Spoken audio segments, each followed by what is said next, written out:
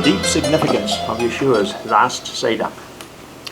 Next Saturday evening, we are once again memorializing the most important meal of Yeshua's life on earth. As he said to his talmidim at the beginning of his meal, I tell you that I will not celebrate it again until it's given its full meaning in the kingdom of God.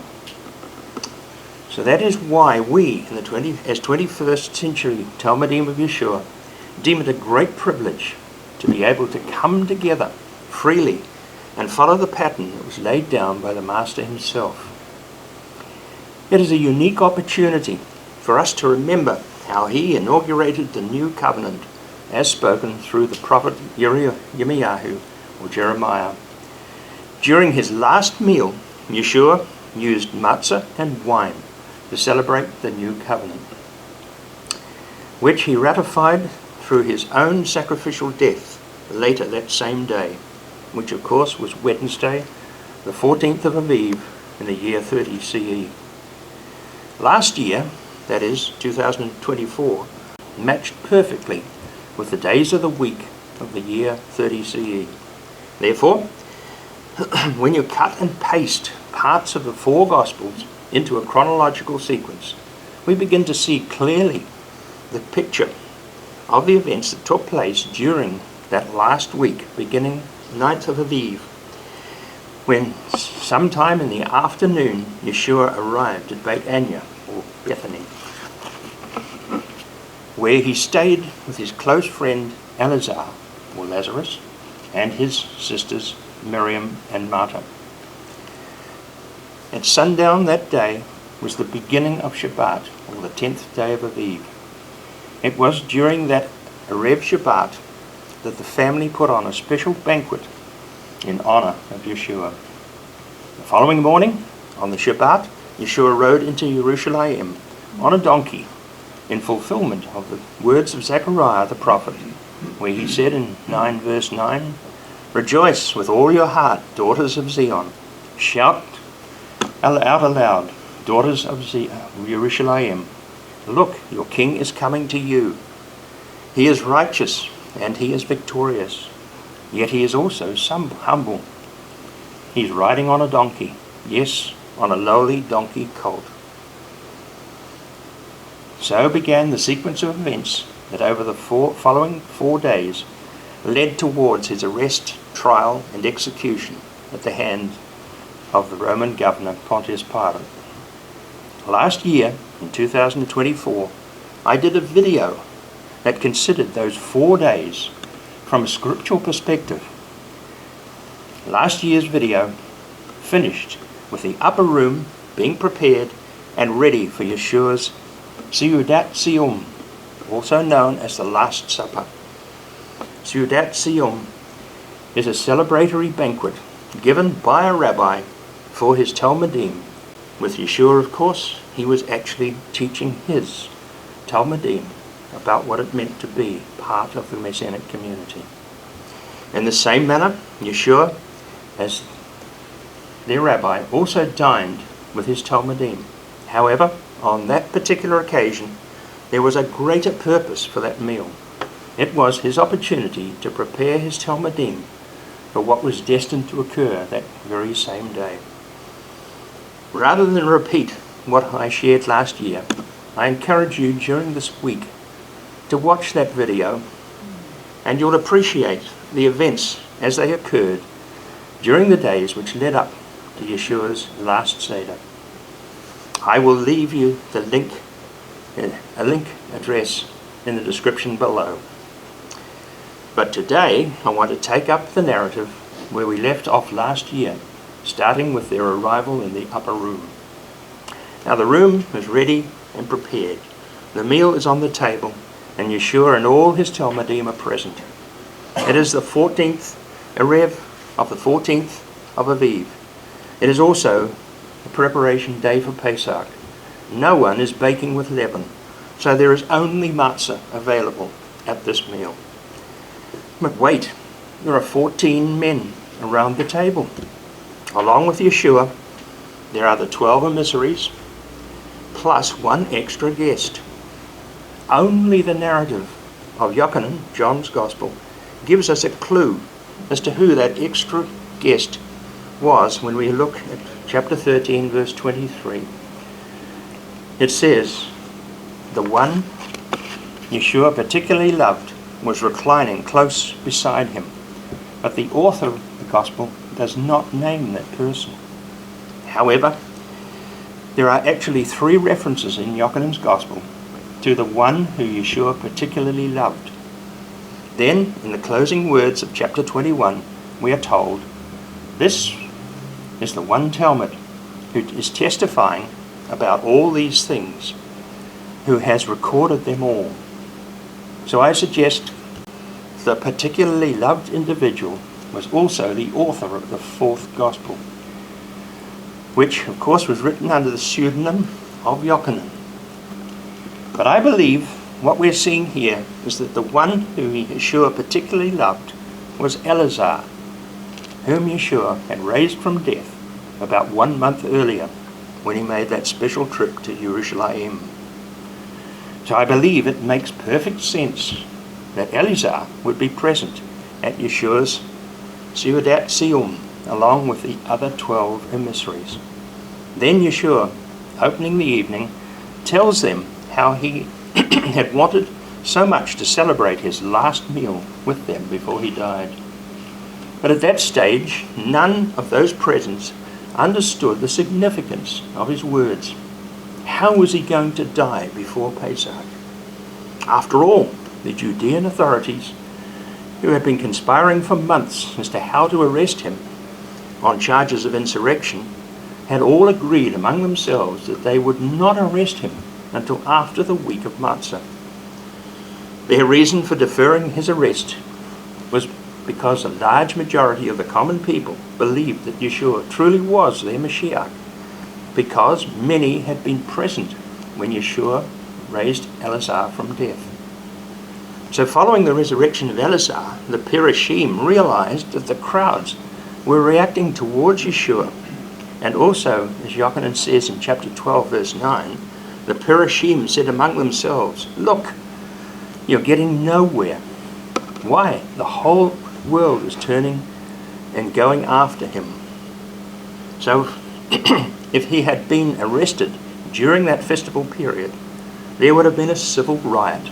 And the Roman governor would have held the Judean authorities and the Perishim accountable for civil unrest.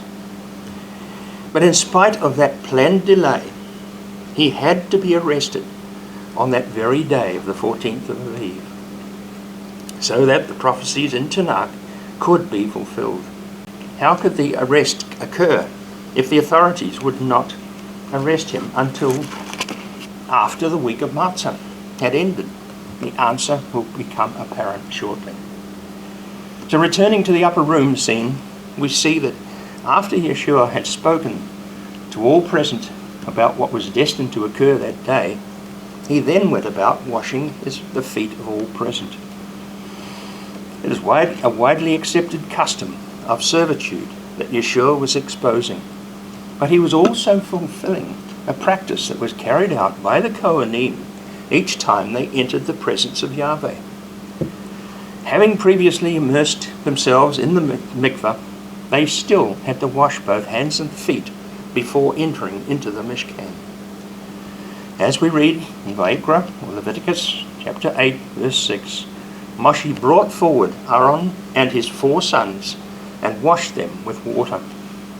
That was done when Aaron and his sons were being inaugurated for the role of Kohanim. So Yeshua was reflecting on the practices that were set forth for the Kohanim in Torah. In the same way, by washing the feet of his talmidim, Yeshua was inaugurating them for a life of service as emissaries. He was preparing them to take the Besorah, or the good news, out widely among the Jewish community and then on through into the Gentile world. Also, by telling them that they had to wash each other's feet in the same way, he was showing that the Messianic community would be a community of servants toward each other. When he had finished the foot washing, he returned to the table. He then declared that one among them was going to betray him.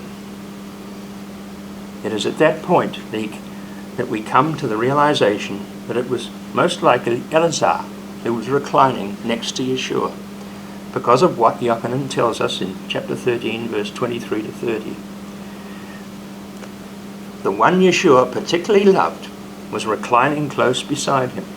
So Simeon Kepha, Peter, motioned to him and said, "Ask which one of us he's talking about." So leaning against Yeshua's chest, he asked Yeshua, "Master, who is it?" Yeshua answered, "It is the one to whom I give the piece of matzah after I dip it in the dish." So he dipped his piece of matzah and gave it to Yehuda ben Shimon from Kiryot. As soon as Yehuda took the piece of matzah, the adversary entered into him. So Yeshua said to him, "What you are doing, do quickly." But no one at the table understood what he had said to him. But soon as he took the piece of matzah, Yehuda went out, and it was night. From the words of Yeshua in those verses, we begin to see that the betrayal by Yehuda ben Shimon of Kiryot is most commonly known in the English-speaking world as Judas Iscariot, was the only way that Yeshua could be arrested and tried and executed on the 14th day of Aviv. As we saw earlier, the Judean authorities wanted his arrest deferred until the week after Matzah. But by having already brokered a deal with the Kohen HaGadol, as the high priest, Yehuda said he would turn over Yeshua for 30 pieces of silver. Yehuda was now on the way to completing his mission. It appears Yehuda had decided to enter into this betrayal plot after the banquet at the home of Eleazar the previous Friday evening, when Miriam had anointed Yeshua's feet with a whole pint of pure spikenard oil, which was worth a whole year's wages. Incensed by that apparent waste, Yehuda became obsessed with betraying his master. But little did he know that he had become a necessary part in the plan to ensure that Yeshua was arrested that very night. There is a lesson for all of us in this betrayal plot, that Yeshua, or Yahweh, can use anyone to enable his sovereign plan to be fulfilled. As Yochanan says in verse 27, as soon as Yehuda took the piece of matzah, the adversary entered into him. We must all be on guard constantly, or we may also end up fulfilling a strange task that may seem totally against the will of God. Yeshua knew in advance what was going to happen, but the outcome for Yehuda was far removed from what he may well have been planning. As we saw in last year's video, when Yeshua and the 12 were passing through Jericho on their way to Yerushalayim, Yochanan and Yaakov, Yeshua's cousins, asked to be seated at his right and left hand when he became king. That request and the action of Yehuda indicated that the 12 thought that Yeshua was going to bring about a miracle that would overthrow the Roman yoke, and that he would become the king of Yehuda within their lifetime, if not immediately. So it appears that Yehuda of Kiryot may well have thought that he was bringing the temple guard against Yeshua in a way that might spark an insurrection. But the opposite occurred, because Yeshua did not resist the arrest. Therefore the whole scheme backfired on Yehuda, and he ended up committing suicide. However, it may well have been different if Yehuda had been truly contritious. Yeshua may well have forgiven him, just as he did forgive Kepha later when he denied Yeshua 3 times. So turning now to the Gospel of Luke, we see that the verbal exchange between Yeshua and Yehuda Kiryot sparked an argument between the 11 remaining emissaries about who was going to be the greatest among them. It was like a repeat of the earlier request of Yochanan and Yaakov down in Jericho. In response, Yeshua's contrasts his future kingship with that of human kings and the worldly nations, where he reflects back on the underlying reason for the foot washing at the beginning of the meal. He tries to instill an attitude of servitude among his talmidim, so that they will practice the same principles toward each other. He is showing them that even though he is the master and the rabbi, he has been acting like a servant toward them. After all, it was never the custom for the master of the house to wash the feet of the guests. The foot washing of guests was always done by the household servants. But it was Yeshua who was applying the same logic when he contrasts the future rulership with that of the kings of the nations. As he says in Luke chapter 22, verses 25 through 27, "The kings of the Goyim lord it over them, and those in authority give them the title of benefactor. But not so for you. On the contrary, let the greatest among you become like the younger, and the one who rules be like the one who serves. For who's greater, the one who reclines at the table or the one who serves? It is the one reclining at the table, isn't it? But I myself am among you like one who serves." Even during his final meal, Yeshua is still having to instruct his emissaries about how they are to conduct themselves towards each other and towards the people of Israel. Then he finally concludes his rebuke with the words in verses 28 through 30, "You are the ones who have stayed with me throughout my trials. Just as my Father gave me the right to rule, so I give you an appointment, namely to eat and drink at the table, at my table in the kingdom, and sit on thrones and judge the 12 tribes of Israel." So having dampened down the arguments going on between them, Yeshua then turns his attention directly to Kepha, who appears to be singled out because of what had occurred a lot earlier during the ministry near Caesarea Philippi, when Yeshua and the 12 were together in Matthew chapter 16, verse 13 to 19.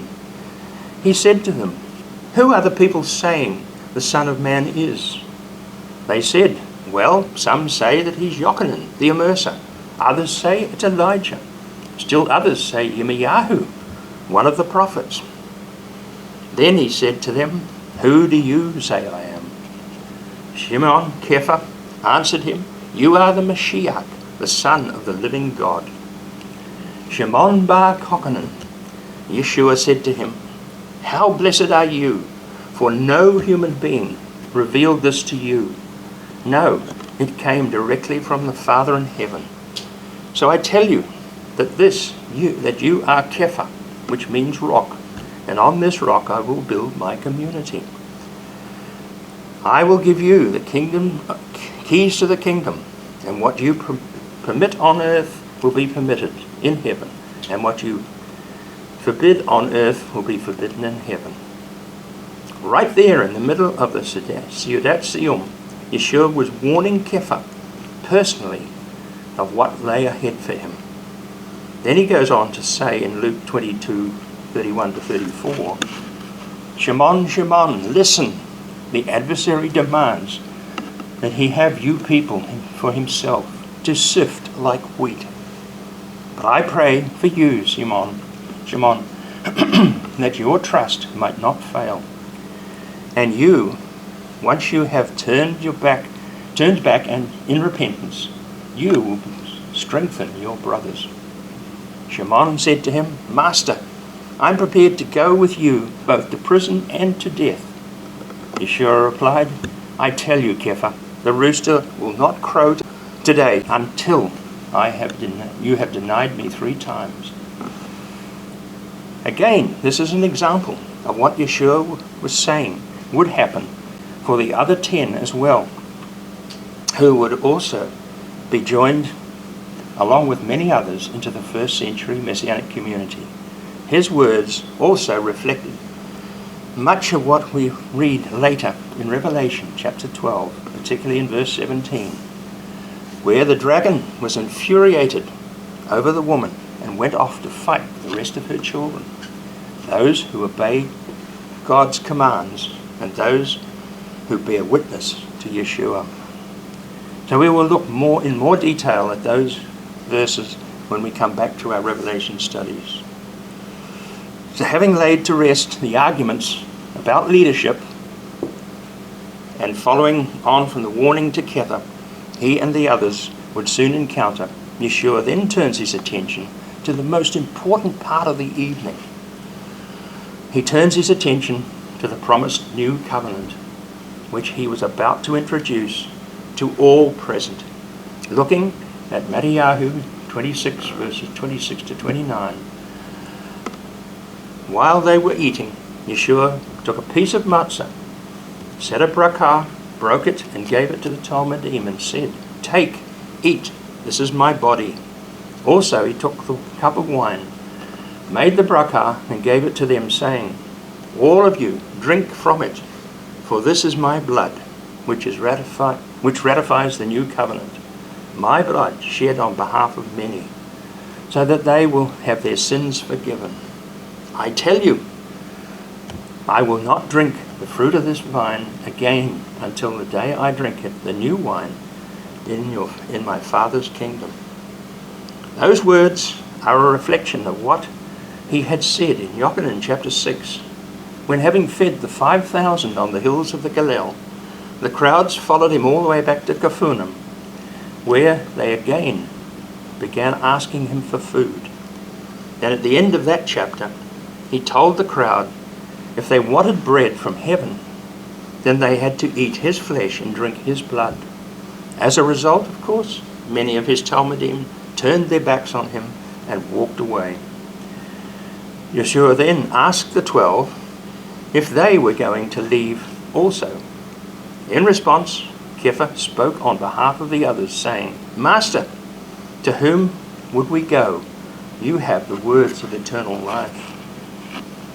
So returning back to the upper room, they are being confronted with the same command that they had to eat matzah as a symbol of his body, and drink the wine as a symbol of his blood. But even they still did not fully understand the significance of the words he was saying. Only after his resurrection did they begin to appreciate the meaning of eternal life.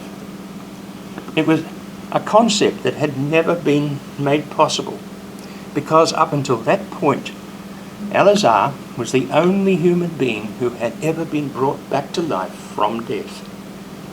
Doubtless, they were also reflecting on what he had said earlier regarding the new covenant, when he said, "I tell you, I will not drink this fruit of the vine again until the day when I drink new wine in my Father's kingdom." So how was the new covenant different from the old covenant? As explained in Yermiyahu or Jeremiah chapter 31, not only was the Torah written on the hearts rather than on the tablets of stone, it was also meant to be preparing them for the coming kingdom, and that they would be Kohanim for God and for Yeshua. As we have seen from Revelation, they were taken from all 12 tribes of Israel, rather than just one whole tribe being set apart as holy for Yahweh, as it had been in the Levitical era. But one important feature that is missing in both the words of Yermiyahu and Yeshua was that there was no time frame given.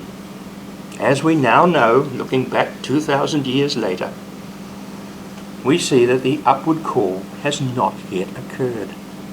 So what we are seeing Yeshua doing in that last meal was an introduction to the new covenant, which he was going to ratify later that same day through his own bloody sacrificial death.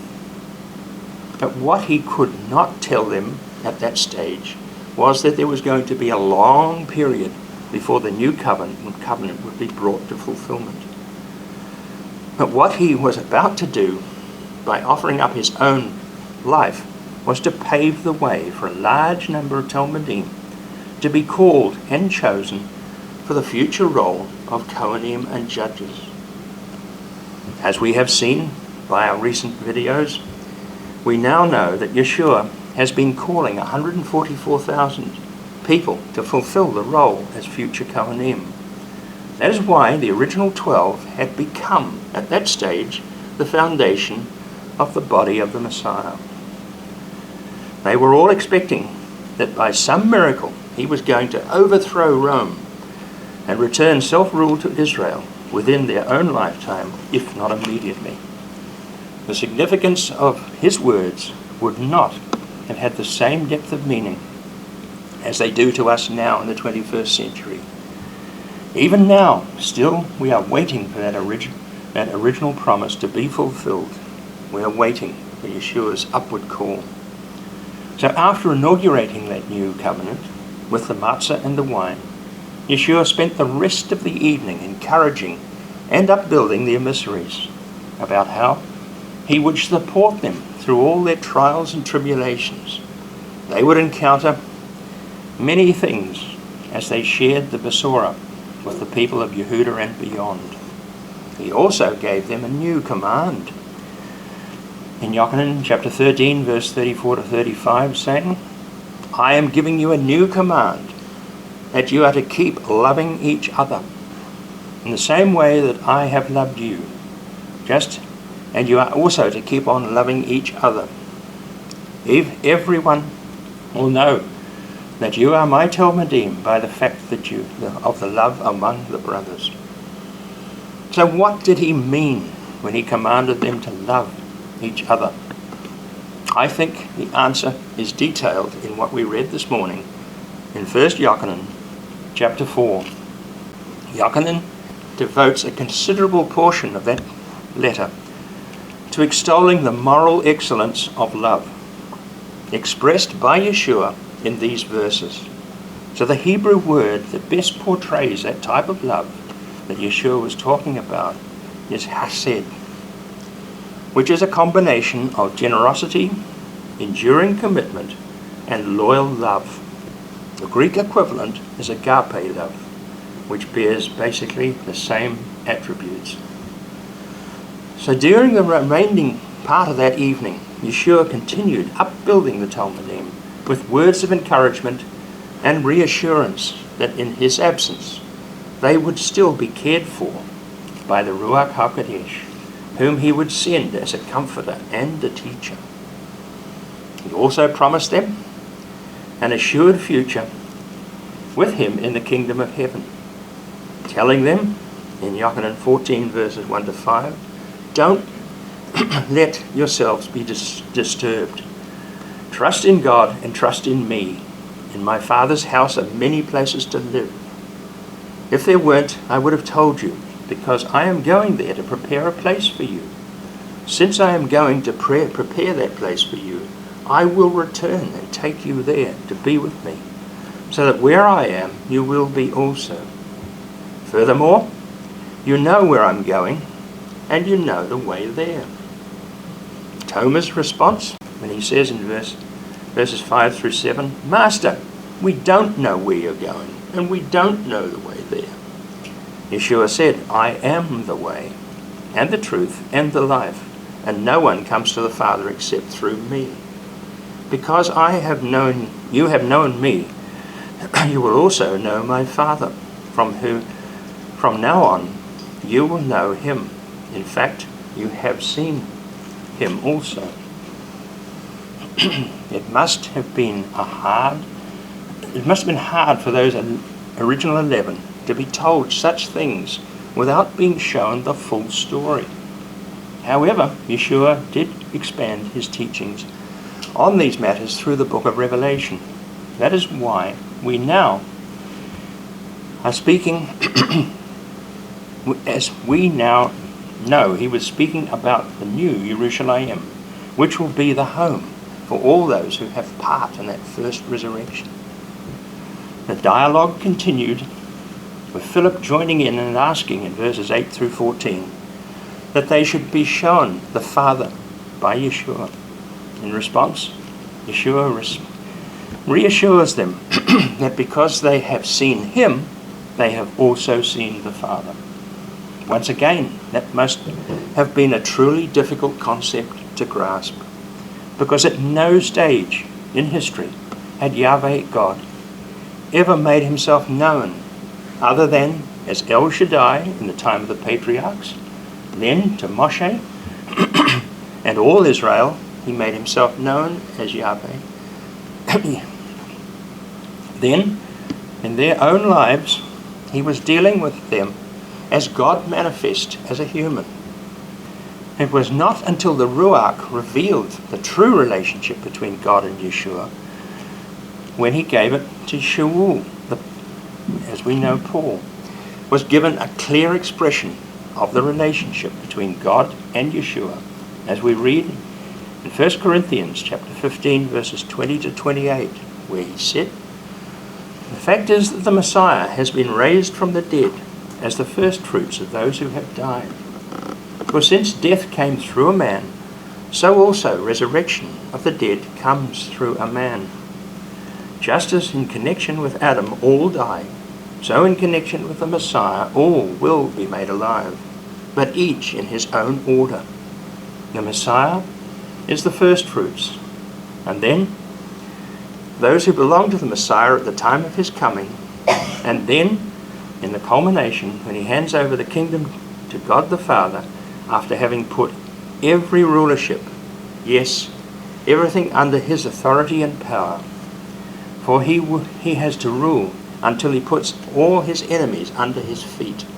And the last enemy to be done away with will be death, for he put everything in subjection under his feet. But when it says everything has been subjected, obviously the word does not include God, who himself was the one subjecting everything to the Messiah. Now when everything has been subjected to the Son, then he will subject himself to God, who subjected everything to him, so that everything may be brought together." Those words that the Ruach gave to Shaul show clearly how the sovereign plan of God has been a progressive revelation, has required all who are called by God to have faith and trust that what has been given at any time has been sufficient for the time in which they were living. Even now, in the 21st century, we have not been given the full story of the sovereign plan. Even now, we still do not know what Yahweh God has in store for mankind after the seventh seal is opened in the book of Revelation. Only then, following the great white throne judgment and the final destruction of Satan, will the scroll be unsealed by the Lamb and will finally be revealed to the surviving mankind. So we can see that Yeshua at his Seudat Sion was asking a lot of his original talmidim. He was asking for implicit trust in all that had been shared with them up to that point. Even what was destined to later occur on that same day came as a shattering revelation to them, even though he had tried to prepare them. They certainly did not have hindsight such as we have, looking back from the 2,000 years away from what occurred that night. Finally, Yeshua concludes his discourse with the emissaries with the words from Yochanan 14 verses 30 and 31 by saying, "I won't be talking with you much longer, because the ruler of this world is coming. He has no claim over me, but rather this is happening so that the world may know that I love the Father and that I do what the Father has commanded me." Then he said to them, "Get up, let's get going." And Mark's Gospel says in chapter 14, 26 to 31, after singing the Hallel, they went out to the Mount of Olives. Yeshua said to them, "You will lose faith in me." And the Tanakh says, "I will strike the shepherd dead, and the sheep will be scattered. But after I have been raised, I will go ahead of you into the Galilee." Kepha said to him, "Even if everyone else loses faith in you, I won't." Yeshua replied, "Yes, I tell you that this very night, before the rooster crows twice, you will disown me 3 times. But Kepha kept insisting, "Even if I die with you, I will never disown you." And they all said the same thing. So we come to the end of a very powerful last meal. Only now, by looking back with the gift of hindsight and with the aid of the Ruach HaKodesh, we can see original 11 had certainly had a great deal of trust. So until we meet again on Shabbat this next Saturday, just before sunset, we can relive again this whole Seder Sion in the knowledge that Yeshua will not be, that it will be in the not too distant future when Yeshua sends his angels with the sound of God's shofar, and we'll all be called home for eternity.